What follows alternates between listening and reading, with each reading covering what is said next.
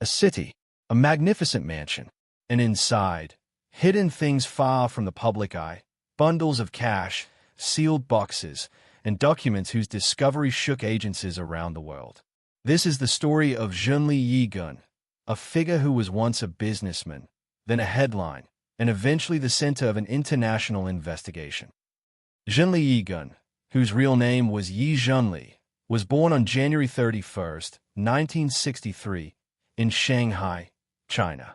At that time, Shanghai was China's largest commercial and industrial center, and Ye Gon grew up amidst the city's bustling trade culture. His family belonged to the middle class, with a background in business and commerce. From a young age, Ye Gon showed a remarkable trait. He always dreamed big and was never satisfied with small achievements. During his education, he combined studies in science and commerce. It is said that he developed a strong interest in pharmaceuticals and chemicals, as this industry was growing rapidly in China at the time.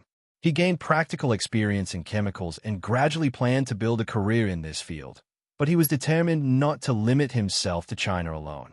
In the late 1990s, Ye Gon decided to test his fortune outside China. He moved to Mexico, which was emerging as a hub for pharmaceutical and chemical imports. At that time, Mexico was establishing a new role in global trade. Upon arriving in Mexico, Ye Gon slowly built his network. He applied for business licenses and began importing chemicals. In 2002, he obtained Mexican citizenship, which was a major step. He was no longer just a foreign businessman but a Mexican citizen legally allowed to operate in the local market.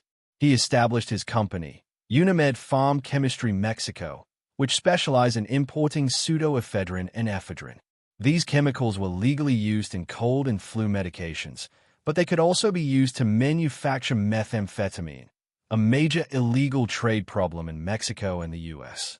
Initially, Unimed operated legally with proper documents and approvals, but authorities soon noticed that the scale of imports was unusually large. After settling in Mexico, Ye Gon's business grew rapidly. Within just a few years, he became known as a wealthy and influential businessman. He purchased a luxurious mansion in the elite Lomas de Chapultepec area of Mexico City, designed and decorated so extravagantly that it looked like a movie set. He owned the most expensive imported cars, high-value jewelry, and other luxury assets. To the media, he was a success story, an immigrant who had arrived in Mexico and, within a short time, climbed to the top of the business world. But behind this lifestyle lay a hidden secret. Inside his mansion, in safes and hidden compartments, were things no one knew about: mountains of cash. Thousands of bundles of US dollars, gold coins, and foreign currencies were stored there. This money was undeclared, and its source was not officially clear. Everything changed on March 15, 2007, when Mexican authorities raided Zhenli's mansion. This raid was not spontaneous. It followed months of investigation and intelligence work.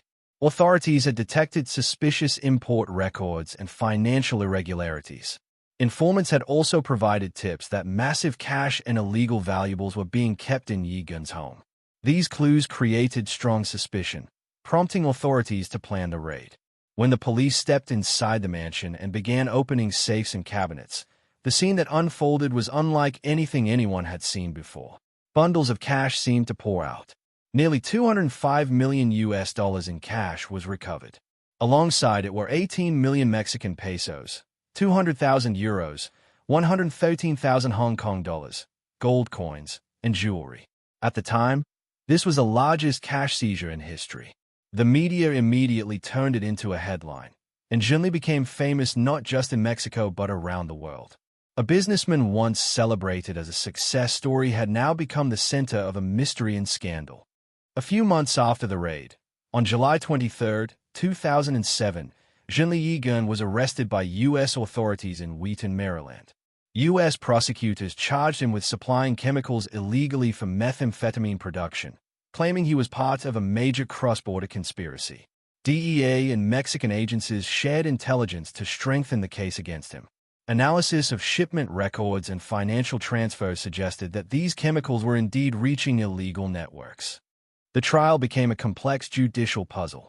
The prosecution argued that Unimed was merely a cover for supplying chemicals to drug cartels. The defense insisted that all shipments were fully licensed and documented. Zhenli himself claimed that the cash found in his mansion did not belong to him, but had been placed there under pressure from political figures. The case became increasingly tangled. Witnesses changed their statements, evidence chains were unclear, and international cooperation had gaps.